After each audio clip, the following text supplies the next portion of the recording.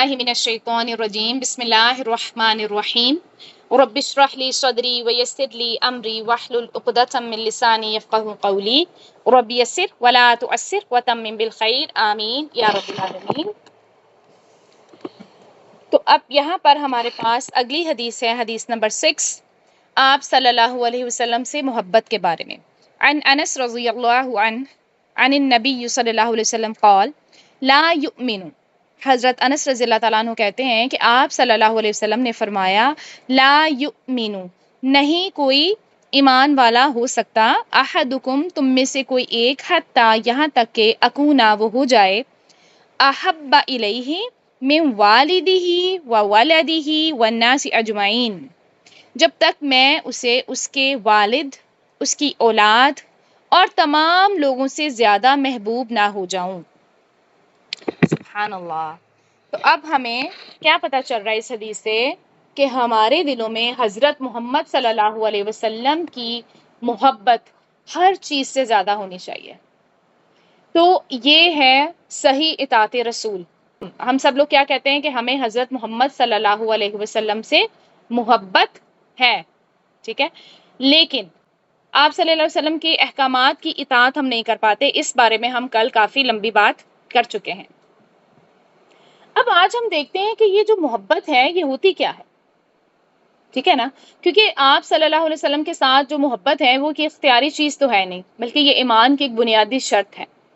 अब मोहब्बत सिर्फ ये नहीं होती है कि इंसान किसी का नाम ले ले, किसी की तारीफ कर दे या फिर जज्बाती बातें करे, जैसे हम अक्सर करते भी हैं लोगों के साथ।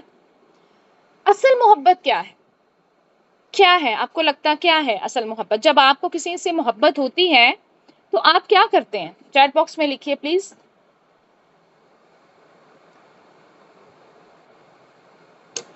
जब आपको किसी से मोहब्बत होती है तो क्या करते हैं? आप उसकी खुशी को अपनी ख्वाहिश पर मुकद्दम रखते हैं, ऐसे ही है। फिर आप उसकी नाराजगी से बचने की कोशिश करते हैं, आप उसके लिए कुर्बानी देने के लिए तैयार हो जाते हैं। फॉर एग्जाम्पल, माँ की मोहब्बत को देखते हैं। एक माँ है, जब बच्चा छोटा होता है, बच्चा पैदा होता है, तो क्या करती है? सारी रात नहीं सोती, बच्चे को संभालती है, सर्दी नहीं देखती, गर्मी नहीं देखती। बच्चे को अगर सर्दी है तो उसको वो पूरा कवर होगा, खुद वो बेचारी औरत कवर हो या ना हो। गर्मी है तो उसको एसी में रखेगी, चाहे वो उसका बिल अफोर्ड कर सकती है या नहीं कर सकती है। इसके अलावा हर तरह की जिस्मानी तकलीफ भी वो उठाती है और उसके अलावा फाइनेंशियली भी उठा रही होती है, सारे उसके खर्चे अच्छे तरीके से कुर्बानियाँ कर रही होती है, तकलीफ बर्दाश्त कर रही होती है। क्यों करती हैं? क्योंकि हमें मोहब्बत है। तो ये है मोहब्बत।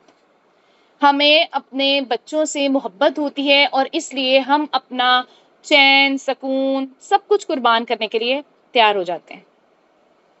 इसी तरह से अगर हम देखें, हमें मोहब्बत है, अगर आप दोस्त हैं किसी के, ठीक है, आपका कोई दोस्त है, आपको वाकई उससे मोहब्बत है, आप उसकी बात सुनते भी हैं, उसकी पसंद का ख्याल भी रखते हैं, उसे नाराज भी नहीं करना चाहते किसी भी हाल में, ठीक है, तो ये होती है सच्ची मोहब्बत। अब इस हदीस में जो हम देख रहे हैं ना, इसमें क्या कहा गया है कि तब तक वो कामिल मोमिन नहीं हो सकता जब तक कि आप सल्लम ने फरमाया मैं उसे उसके वालिद, उसकी औलाद, दो चीज़ों को स्पेशल यहाँ मेंशन किया गया है। क्यों? क्योंकि ये जो वालिदैन हैं और औलाद है ना, ये दुनिया के सबसे अनमोल रिश्ते हैं, जिन्हें हम कहते हैं आजकल की ज़ुबान में बेलौस रिश्ते हैं। इनका कोई मुकाबला नहीं कर सकता। इन रिश्तों में अल्लाह ताला ने मोहब्बत रखी है। ना चाहते हुए भी इंसान को एक दूसरे की हरकतें कभी नहीं भी पसंद होती, फिर भी वो उनसे मोहब्बत करता है। क्यों? क्योंकि अल्लाह ने उसके दिल में ये मोहब्बत डाली है, ठीक है। तो जिस तरीके से हमारे दिलों में एक दूसरे के लिए मोहब्बत है, हमारे बच्चों के लिए, हम बहन भाइयों के दिलों में एक दूसरे के लिए मोहब्बत है, हमारे दिलों में हज़रत मोहम्मद सल्लल्लाहु अलैहि वसल्लम की मोहब्बत हर रिश्ते से बढ़कर होनी चाहिए। अब ये मैं भी बात कह रही हूँ, ये आप भी सुन रहे हैं। चेक हमने ये करना है कि वाकई ऐसी मोहब्बत है भी या नहीं। ठीक है, अब ये हमारे लिए एक सवाल है। देखिए, मिसालों से तो बहुत ज्यादा हम एक दूसरे को समझा भी सकते हैं, ہم کہہ بھی سکتے ہیں کہ ہاں جی ہمیں حضرت محمد صلی اللہ علیہ وآلہ وسلم سے بڑی محبت ہے، میں بہت محبت کرتی ہوں، لیکن نہ نماز صحیح ہے، نہ میری سنت کی مجھے کوئی پرواہ ہے، نہ مجھے جھوٹ بولنے کی کوئی پرواہ ہے کہ میں جھوٹ بول رہی ہوں، غیبت بھی میری جاری ہے، آپ صلی اللہ علیہ وسلم کے فرمان کی خلاف ورزی بھی جاری ہے، تو پھر تو یہ دعویٰ کیا ہوا؟ یہ حقیقی محبت تو نہیں ہوا نا، یہ تو صرف دعویٰ ہے۔ فرض کریں ایک بچی اپنی ماں سے کہتی ہے کہ امی میں آپ سے بہت پیار کرتی ہوں، لیکن ہر بات میں وہ کرتی نافرمانی ہے، بدتمیزی بھی کر جاتی ہے، بات بھی نہیں مانتی، تو ماں کیا کہے گی اس کو؟ یہی کہے گی نا کہ بیٹا اگر تمہیں مجھ سے محبت ہے تو پھر میری بات بھی تو مانو۔ بالکل یہی معاملہ حضرت محمد صلی اللہ علیہ وسلم کی محبت کا ہے۔ نبی کریم صلی اللہ علیہ وسلم کی محبت میں تعظیم بھی ہونی چاہیے، ان کے ساتھ ہمارا قلبی تعلق بھی ہونا چاہیے، اور آپ صلی اللہ علیہ وسلم کو ہر رشتے سے زیادہ عزیز بھی ہمیں رکھنا چاہیے۔ سورۃ توبہ کی آیت نمبر 24 میں اللہ تعالیٰ نے واضح فرما دیا ہے کہ اے نبی صلی اللہ علیہ وسلم کہہ دیجئے کہ اگر تمہارے باپ، تمہارے بیٹے، تمہارے بھائی، تمہاری بیویاں، تمہارا کنبہ اور تمہارے وہ مال جو تم نے کمائے اور وہ تجارت جس کے مندہ ہونے سے تم ڈرتے ہو اور وہ مکان جو تمہیں پسند ہے، اگر یہ سب تمہیں اللہ، اس کے رسول اور اس کی راہ میں جہاد کرنے سے زیادہ محبوب ہیں تو انتظار کرو یہاں تک کہ اللہ اپنا حکم یعنی عذاب لے آئے۔ استغفر اللہ، کیسی ڈرانے والی آیت ہے نا۔ کیا کیا سکھا رہی ہے ہمیں، یہ کیا بتا رہی ہے؟ دیکھو کتنے رشتوں کا نام لیا گیا، تمہارے باپ، تمہارے بیٹے، تمہارے بھائی، تمہاری بیویاں، تمہارا کنبہ، اور سب سے بڑی بات تمہارا وہ مال، وہ تجارت جس کے مندہ ہونے سے تمہیں ڈر ہے، اور تمہارے وہ مکان جنہیں تم رہتے ہو۔ اب دیکھیں ہمارے گھر ہیں کتنے خوبصورت، کیا ہمیں ان سے محبت نہیں ہے؟ میں کہتی ہوں آج کل کے دور میں نا، جیسے کہتے ہیں نا کہ گھر بنانا بہت مشکل ہے، انسان اپنی ساری زندگی کی جمع پونجی لگاتا ہے اور ایک عمارت کھڑی کرتا ہے، اور کچھ لوگ تو بیچارے وہ بھی نہیں کر پا رہے ہیں، یہ حال ہو گیا ہے۔ تو جس کے لیے ہم نے ساری زندگی کی جمع پونجی لگائی ہے اس کے ساتھ ہماری کیا ہی محبت ہوگی؟ کیا اس محبت سے بڑھ کر ہمیں ہے حضرت محمد صلی اللہ علیہ وسلم سے محبت؟ کیا اپنی اولاد سے بڑھ کر ہے ہمیں محبت؟ یہ سوال ہیں اپنے دلوں کو جھنجھوڑنے کے لیے۔ کیا ہے ہمیں اپنے والدین سے زیادہ محبت آپ صلی اللہ علیہ وسلم سے، کہ ہمارے پاس کوئی آپ صلی اللہ علیہ وسلم کا فرمان آئے اور ادھر سے ہمارے بچے کچھ کہہ رہے ہوں یا ہمارے ماں باپ کچھ کہہ رہے ہوں، یا ہمارا جو پیسہ ہے جیسے زکوٰۃ کا آ جاتا ہے، کوئی بھی حکم، مال خرچ کرنے کا آ جاتا ہے، صدقے کا آ جاتا ہے، معاف کرنے کا آ جاتا ہے، وعدہ خلافی کرنے کے بارے میں ہمیں وعید پتہ چل جاتی ہے، تو کیا ہم اپنے رشتوں کو امپورٹنس دیتے ہیں یا پھر آپ صلی اللہ علیہ وسلم کے فرمان کو امپورٹنس دیتے ہیں؟ اس کا تجزیہ تو سوائے ہمارے خود کے اور کوئی کر ہی نہیں سکتا۔ لیکن اگر ہم جھوٹ موٹ کے اپنے آپ کو جسٹیفائی کریں نا تو پھر تو بڑی ناانصافی ہے، پھر تو ہم اپنی اصلاح کر ہی نہیں سکتے۔ اپنے ساتھ تو ہمیں سچا ہونا چاہیے نا۔ کچھ لوگ باتوں کو سنتے ہیں اور اپنے ساتھ بھی سچے نہیں ہوتے ہیں، اپنے گریبان میں جھانکتے ہیں، فوراً منہ باہر نکال لیتے ہیں کہ نہیں نہیں ایسا تو کچھ بھی نہیں ہے۔ حقیقت کو ایکسیپٹ کریں، واقعی ہم لوگ نہیں کر پا رہے ہیں ایسے جیسے ہمیں کرنا چاہیے، جیسے صحابہ کرام کیا کرتے تھے۔ حضرت بلال رضی اللہ تعالیٰ عنہ کی محبت کا واقعہ سناتی ہوں آپ کو۔ حضرت بلال حضرت بلال، آپ لوگ پلیز مائک بند کیجئے اگر کسی کا مائک کھلا ہے،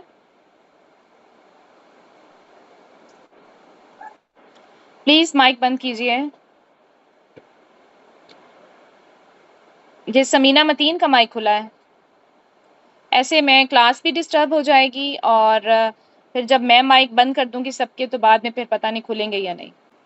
تو ہم بات کر رہے تھے جی حضرت بلال کی، کہ آپ صلی اللہ علیہ وسلم کی وفات کے بعد حضرت بلال اذان نہیں دے پاتے تھے، روتے تھے، جب بھی اشہد ان محمد رسول اللہ کہتے تو رونے لگتے، کہتے ہیں کہ مدینے کی گلیاں بھی رو پڑتی تھیں۔ وہ اذان نہیں دے پاتے تھے. یہ تھی ان کی محبت آپ صلی اللہ علیہ وسلم سے. یہ صرف زبانی محبت نہیں تھی، ان کے دل کی گہرائی تھی. دل سے جب وہ پڑھتے تھے یہ کلمہ انہیں آپ صلی اللہ علیہ وسلم کی یاد آتی تھی. کیا ہمیں آتی ہے ایسی یاد؟ کیا ہم پڑھتے ہیں ان کے فرمان؟ حضرت عمر بن خطاب رضی اللہ تعالیٰ عنہ کا بھی ایک مشہور واقعہ ہے کہ انہوں نے عرض کیا کہ یا رسول اللہ صلی اللہ علیہ وسلم، آپ مجھے اپنی جان کے علاوہ ہر چیز سے زیادہ عزیز ہیں. آپ صلی اللہ علیہ وسلم نے فرمایا عمر، اس وقت تک ایمان مکمل نہیں ہوگا جب تک میں تمہاری اپنی جان سے بھی زیادہ محبوب نہ ہو جاؤں. تب حضرت عمر رضی اللہ تعالیٰ عنہ نے پھر عرض کیا کہ اب آپ مجھے میری جان سے بھی زیادہ عزیز ہیں. تو پھر آپ صلی اللہ علیہ وسلم نے فرمایا ہاں اب، یعنی اب تمہارا ایمان مکمل ہوا ہے عمر. سبحان اللہ. تو یہ حضرت عمر رضی اللہ تعالیٰ عنہ تھے. آپ صلی اللہ علیہ وسلم نے ان کو بھی کہہ دیا کہ تمہاری اپنی جان سے بھی زیادہ میں عزیز ہوں گا تو ایمان مکمل ہوگا. وہ تو آپ صلی اللہ علیہ وسلم کے ساتھی تھے، ان کے ساتھ رہتے تھے، اور ہم جو پیچھے آنے والے ہیں ہمارا کیا حال ہے؟ اسی طرح سے حضرت خبیب رضی اللہ تعالیٰ عنہ کا بھی ایک واقعہ ملتا ہے کہ جب کفار نے انہیں شہید کرنے لگے نا، تو کفار نے جب ان سے پوچھا کہ کیا تم چاہتے ہو کہ تمہاری جگہ حضرت محمد صلی اللہ علیہ وسلم ہو اور تم بچ جاؤ؟ تو انہوں نے جواب دیا اللہ کی قسم مجھے یہ بھی پسند نہیں کہ آپ صلی اللہ علیہ وسلم کے پاؤں میں کانٹا چبھے اور میں آرام سے بیٹھا رہوں. کہاں یہ کہ ان کو یہاں پہ شہید کرنے کے لیے لایا جائے، استغفر اللہ. تو یہ تھی ان کی محبت. صحابہ کرام جو تھے نا وہ صرف نعرے نہیں لگاتے تھے بلکہ سنت پہ عمل کرتے تھے، اپنی جانوں کو قربان کرنے کے لیے ہر وقت تیار رہتے تھے. وہ آپ صلی اللہ علیہ وسلم کی تکلیف برداشت نہیں کر سکتے تھے. یہ تھی سچی محبت. اب آپ صلی اللہ علیہ وسلم تو آج ہمارے ساتھ موجود نہیں ہیں، لیکن ان کے فرامین تو ہیں، ان کے احکامات تو ہیں، ان کی احادیث ہمارے سامنے ہیں.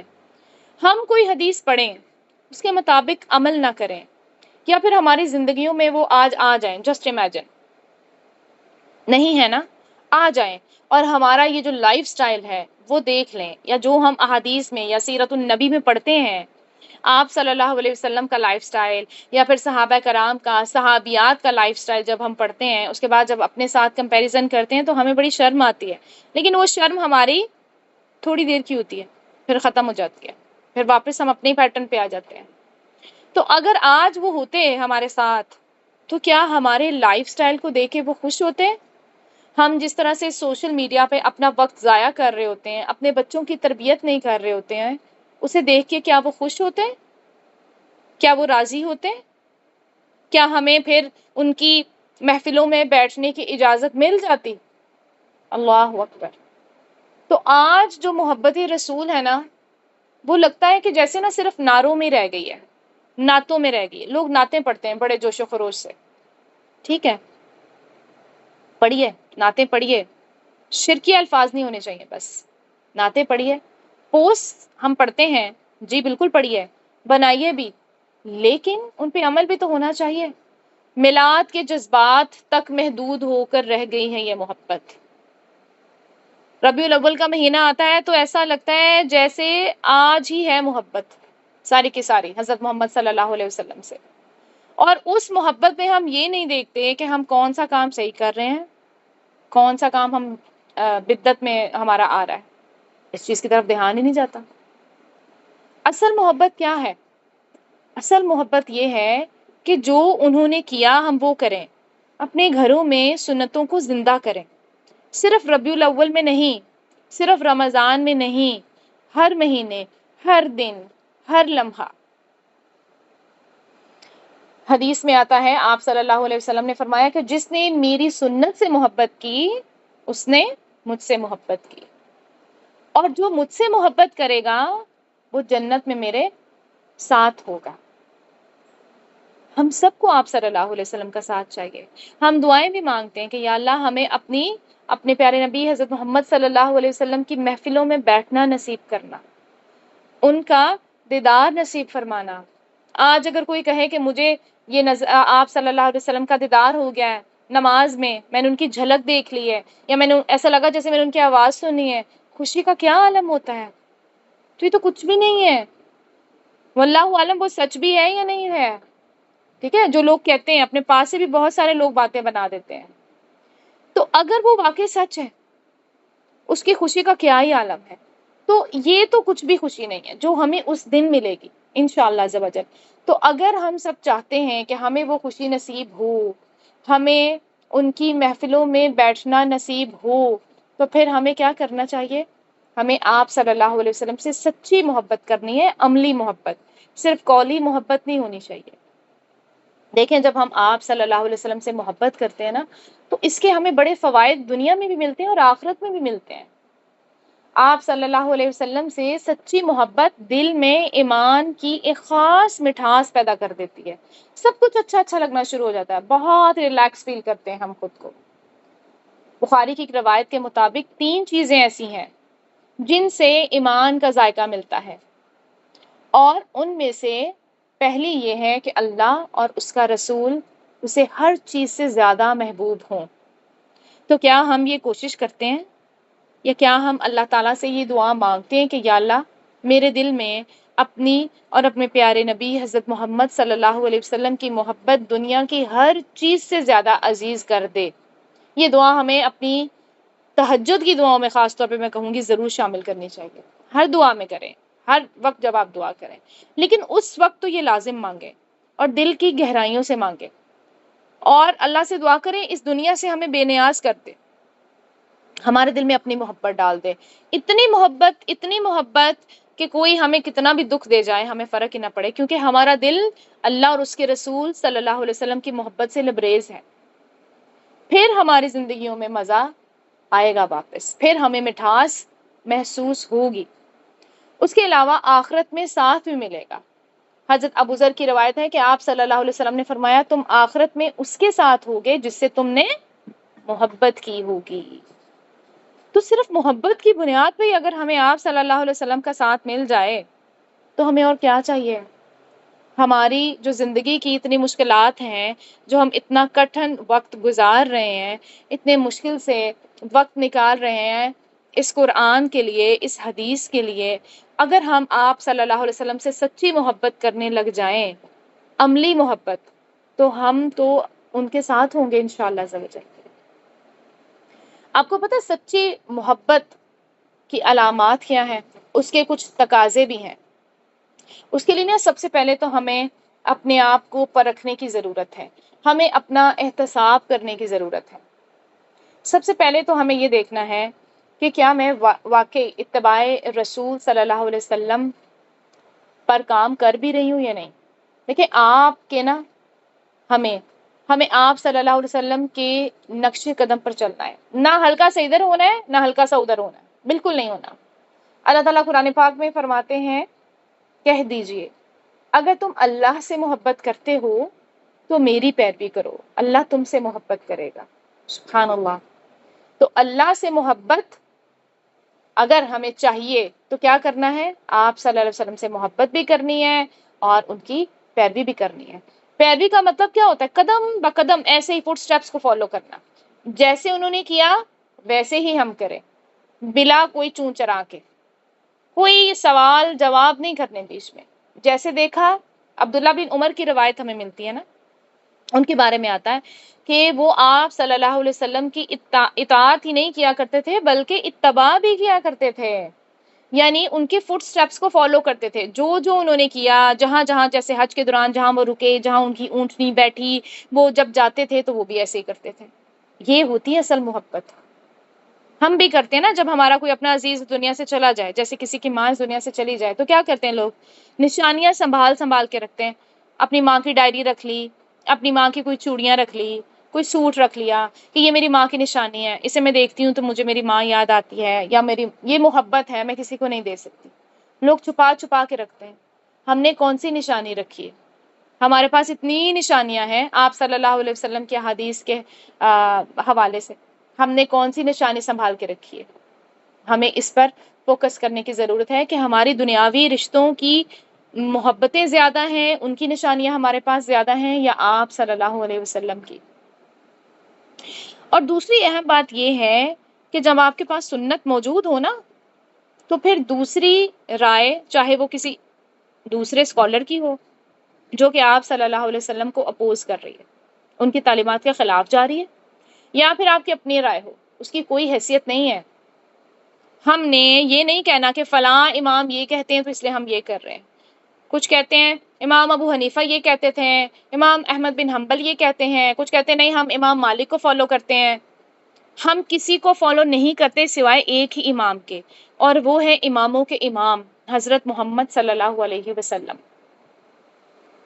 سنت رسول پر عمل کرنے کی بجائے اپنی مرضی سے زیادہ عمل کرنے کی خواہش پر آپ صلی اللہ علیہ وسلم نے، آپ کو پتہ ہے، ناراضگی کا اظہار بھی کیا ہے۔ اس کے بارے میں حدیث بھی آتی ہے، ٹھیک ہے؟ تو ہمیں آپ صلی اللہ علیہ وسلم سے آگے نہیں بڑھنا۔ صحابہ کرام رضی اللہ تعالیٰ عنہم فیصلہ کرتے وقت اپنی رائے پر عمل کرنے سے پہلے کیا دیکھتے تھے کہ آپ صلی اللہ علیہ وسلم نے کیا فرمایا ہے، ٹھیک ہے؟ تو ہماری زندگیوں میں قابل قبول عمل وہی ہوگا جو آپ صلی اللہ علیہ وسلم کے بتائے ہوئے طریقے کے مطابق ہوگا، اس سے آگے نہیں بڑھے گا۔ ایک حدیث ہے بڑی پیاری، حضرت انس رضی اللہ تعالیٰ عنہ فرماتے ہیں کہ 3 صحابی ازواج مطہرات کے گھروں میں حاضر ہوئے اور نبی اکرم صلی اللہ علیہ وسلم کی عبادت کے بارے میں سوال کیا۔ جب انہیں بتایا گیا تو انہوں نے آپ صلی اللہ علیہ وسلم کی عبادت کو کم سمجھا اور آپس میں کہا کہ نبی اکرم صلی اللہ علیہ وسلم کے مقابلے میں ہمارا کیا مقام ہے، ان کی تو اگلی پچھلی ساری خطائیں معاف کر دی گئی ہیں، لہٰذا یعنی انہوں نے یہ سوچا کہ ہمیں آپ سے زیادہ عبادت کرنی چاہیے۔ ان میں سے ایک نے کہا کہ میں ہمیشہ ساری رات نماز پڑھوں گا، یعنی میں آرام نہیں کروں گا، بس نماز پڑھتا ہی رہوں گا۔ دوسرے نے کہا کہ میں ہمیشہ روزے رکھوں گا، کبھی بھی ترک نہیں کروں گا، یعنی چھوڑوں گا نہیں۔ اور تیسرے نے کہا کہ میں عورتوں سے الگ رہوں گا، یعنی کبھی بھی نکاح نہیں کروں گا۔ جب آپ صلی اللہ علیہ وسلم تشریف لائے تو ان سے پوچھا کیا تم نے ایسا اور ایسا کہا ہے؟ تو ان کے اقرار پر آپ صلی اللہ علیہ وسلم نے ارشاد فرمایا، خبردار، اللہ کی قسم میں تم سب سے زیادہ اللہ تعالیٰ سے ڈرنے والا ہوں اور تم سب سے زیادہ پرہیزگار ہوں، لیکن میں روزہ رکھتا بھی ہوں، ترک بھی کرتا ہوں، رات کو قیام کرتا بھی ہوں اور آرام بھی کرتا ہوں، عورتوں سے نکاح بھی کیے ہیں۔ یاد رکھو، جس نے میری سنت سے منہ موڑا اس کا مجھ سے کوئی تعلق نہیں۔ اب یہ حدیث ہمارے سامنے ہے، ٹھیک ہے؟ تو اس لیے اتباع سنت کرتے ہوئے ہم نے دھیان رکھنا ہے کہ کہیں ہم ان سے آگے بڑھنے کی کوشش تو نہیں کر رہے، ہم تو اتنا ہی کر لیں، وہی نہیں ہوتا ہم سے، آگے کیوں بڑھیں؟ کیسے بڑھ سکتے ہیں؟ بڑھ ہی نہیں سکتے۔ اور آج کل مسلمانوں کے باہمی اختلافات کی بہت بڑی وجہ یہی ہے کہ ہم آپ صلی اللہ علیہ وسلم کی تعلیمات سے آگے بڑھنے کی کوشش کر رہے ہیں، استغفر اللہ۔ دوسری چیز آپ نے یہ دیکھنی ہے کہ میرے دل میں آپ صلی اللہ علیہ وسلم کی محبت تو ہے، لیکن یہ محبت جو ہے نا وہ تعظیم والی ہونی چاہیے، بے تکلفی کی نہیں ہونی چاہیے۔ کبھی بھی ہم محبت میں حد سے نہ بڑھیں۔ لوگ نا اکثر محبت میں حد سے بڑھ جاتے ہیں، اعتدال میں نہیں رہ پاتے ہیں، اور ہم لوگ کیا کرتے ہیں، نعوذ باللہ استغفر اللہ، حضرت محمد صلی اللہ علیہ وسلم سے ہی مانگنا شروع کر دیتے ہیں، حالانکہ حضرت محمد صلی اللہ علیہ وسلم تو اللہ کے بندے اور رسول ہیں نا، وہ خدا تو نہیں ہے، لیکن کچھ لوگ ان کو رب کے برابر سمجھنا شروع کر دیتے ہیں۔ محبت کا مطلب یہ نہیں ہے کہ انسان حد سے ہی گزر جائے۔ آپ صلی اللہ علیہ وسلم نے تو خود اس سے منع فرمایا ہے، انہوں نے فرمایا میں صرف محمد بن عبداللہ ہوں، اللہ کا بندہ اور اس کا رسول ہوں، اللہ کی قسم مجھے یہ پسند نہیں کہ تو مجھے اس مقام سے بلند کرو جو اللہ نے میرے لیے رکھا ہے۔ لوگ نا غلب کر جاتے ہیں۔ غلب کیا ہوتا ہے؟ کسی کو اس کے مقام سے آگے بڑھا دینا۔ آپ صلی اللہ علیہ وسلم کی شان میں ایسے ایسے الفاظ جو شرک کی حد تک پہنچ جائیں، یہ صریحاً نافرمانی ہے اور غلب ہے، ایسا بالکل نہیں کرنا۔ دیکھیں یہ تو پھر وہی غلطی ہوگی نا جو کنہوں نے کی تھی، عیسائیوں نے بھی تو یہی کی تھی نا، نصارہ نے، وہ حضرت عیسیٰ علیہ السلام کی محبت میں اتنی مبالغہ رائی کرنے لگے کہ انہوں نے انہیں اللہ کا بیٹا ہی کہہ دیا، اور ایک فرقہ تو انہیں خدا ہی کہتا ہے. تو ان کا انجام کیا ہوگا یہ ہم سب قرآن میں پڑھتے ہیں. تو ذرا سوچیں، اگر ہم نے بھی ایسا ہی کیا، آپ صلی اللہ علیہ وسلم کے بارے میں ایسا ہی عقیدہ رکھیں گے، تو پھر ہم کہاں جائیں گے؟ کیا ہمیں حضرت محمد صلی اللہ علیہ وسلم کی شفاعت مل جائے گی؟ پھر یاد رکھیں، ایسے لوگوں کو جو دین میں نئی نئی باتیں ایجاد کرتے ہیں نا، جو سنت میں نہیں ہے، انہیں سنت بنا کر پیش کر رہے ہوتے ہیں، وہ بدعات ہوتی ہیں. اور ایسی بدعات کرنے والے کو تو حوض کوثر سے پانی نہیں پینے دیا جائے گا، انہیں دور کر دیا جائے گا وہاں سے. اس لیے آپ صلی اللہ علیہ وسلم سے محبت کرنی ہے، لیکن اعتدال بہت ضروری ہے. حضرت عائشہ رضی اللہ تعالیٰ عنہ کہتی ہیں کہ آپ صلی اللہ علیہ وسلم نے فرمایا، جس نے دین میں کوئی ایسا کام کیا جس کی بنیاد شریعت میں نہیں تو وہ کام مردود ہے. مردود مینز ریجیکٹڈ. اسے بخاری اور مسلم نے روایت کیا ہے. اس کے علاوہ ایک اور حدیث میں آتا ہے کہ حضرت ابو ہریرہ رضی اللہ تعالیٰ عنہ کہتے ہیں، رسول اکرم صلی اللہ علیہ وسلم نے فرمایا، جس نے جان بوجھ کر جھوٹ میری طرف منسوب کیا، وہ اپنا ٹھکانہ جہنم میں بنا لے. اسے بخاری اور مسلم نے روایت کیا ہے. تو اب ٹھکانہ کہاں ہے؟ جہنم میں، جو آپ صلی اللہ علیہ وسلم کی طرف ایسی بات منسوب کرے جو انہوں نے کہی نہیں ہے. تو کوئی بھی کام، ایسا اضافی کام جو ہم خود کرتے ہیں لیکن اس کو دین کا نام دے دیتے ہیں، آپ صلی اللہ علیہ وسلم کی طرف منسوب کر دیتے ہیں، تو یہ انتہائی غلط ہے، ناقابل قبول ہے. سنت رسول کو چھوڑ کر کوئی نیا طریقہ تلاش کرنے والا شخص اللہ کے ہاں سب سے زیادہ مغضوب ہے. اللہ کا غضب نازل ہوگا ایسے انسان پر. حضرت عبداللہ بن عباس رضی اللہ تعالیٰ عنہما سے روایت ہے کہ آپ صلی اللہ علیہ وسلم نے فرمایا کہ 3 آدمی اللہ کے ہاں مغضوب ہیں. 3 آدمی. پہلا کون؟ جو حرم شریف کی حرمت پامال کرے. دوسرا، اسلام میں آپ صلی اللہ علیہ وسلم کے طریقے کو چھوڑ کے جاہلیت کا طریقہ تلاش کرے. اور تیسرا، کسی مسلمان کا ناحق خون طلب کرنے والا تاکہ اس کا خون بہائے. اسے بخاری نے روایت کیا. ٹھیک ہے، تو یہ چیزیں اب ہمارے دماغ میں ہونی چاہیے کہ محبت تو ہو مگر اعتدال میں. ٹھیک ہے، مال و جان کی قربانی دینی ہے ہم نے انشاءاللہ عز و جل، جیسے حضرت ابوبکر صدیق نے دی تھی. انہوں نے پورا مال دے دیا تھا ایک غزوہ کے لیے. اس قربانی کو یاد کیجئے. پھر ہم نے سیرت کو اپنانا ہے، صرف زبانی دعوے نہیں کرنے بلکہ سنتوں کو ترویج دینی ہے اور دین کو پھیلانے میں اپنا مال اور وقت انشاءاللہ عز و جل دونوں لگانا ہے. سچی محبت کیسے پیدا کرنی ہے؟ باتوں سے نہیں ہوگی نا، کاموں سے ہوگی. تو اس کے لیے کیا کرنا ہے؟ سب سے پہلے دیکھیں سیرہ کا مطالعہ کرنا شروع کر دیں. ٹھیک ہے، آپ صلی اللہ علیہ وسلم کے اخلاق، ان کی قربانیوں اور ان کی عبادت کے بارے میں پڑھیے. احادیث پر غور و فکر کریں. آپ صلی اللہ علیہ وسلم کی باتوں کو سمجھنا شروع کریں، زندگی میں لانا شروع کریں. کثرت درود کر دیں. درود پڑھنے کا بہت اجر ہے. صرف دنیاوی مسائل کا حل نہیں ہے بلکہ آپ صلی اللہ علیہ وسلم کے احسانات کا شکریہ بھی ہے جو انہوں نے ہم پہ کیے. اور اس کے لیے اب اپنا، جیسے میں نے بتایا آپ کو، سیلف انالیسس کرتے رہنا ہے. اپنے آپ کو پوچھئے کہ کیا میری زندگی سنت کے مطابق ہے؟ کیا میں آپ صلی اللہ علیہ وسلم کی پسند کو اپنی پسند بناتی ہوں؟ کیا میں کہیں سنت پر عمل کرتے ہوئے لوگوں سے شرما تو نہیں رہی ہوتی؟ ٹھیک ہے، تو آپ صلی اللہ علیہ وسلم کا ہم سب پر بہت بڑا احسان ہے کہ انہوں نے ہمیں اللہ تعالیٰ کے احکامات پہنچائے، اور یہ صرف پہنچائے نہیں بلکہ ہمیں عمل کر کے بھی دکھایا نا. تو اب ہمارا کام کیا ہے کہ ہم اپنی زندگیوں کو آپ صلی اللہ علیہ وسلم کی سنت کے سانجے میں ڈھالیں اور اعتدال کے ساتھ آپ صلی اللہ علیہ وسلم سے سچی وابستگی رکھیں. تو صرف جذبات نہیں دکھانے بلکہ اطاعت کرنی ہے، قربانی کرنی ہے، سنت کو فالو کرنا ہے، ادب کرنا ہے، اور کیا کرنا ہے؟ اپنے پورے عمل کو، اپنی پوری زندگی کو، اپنا پورا جو لائف سٹائل ہے اسے آپ صلی اللہ علیہ وسلم کی سنت کے مطابق کرنا ہے انشاءاللہ عز و جل. تو یہیں پہ رکھتے ہیں. اب آپ لوگ کچھ شیئر کرنا چاہیں تو کر سکتے ہیں. سبحانک اللہم و بحمدک، نشہد ان لا الہ الا انت، نستغفرک و نتوب الیک.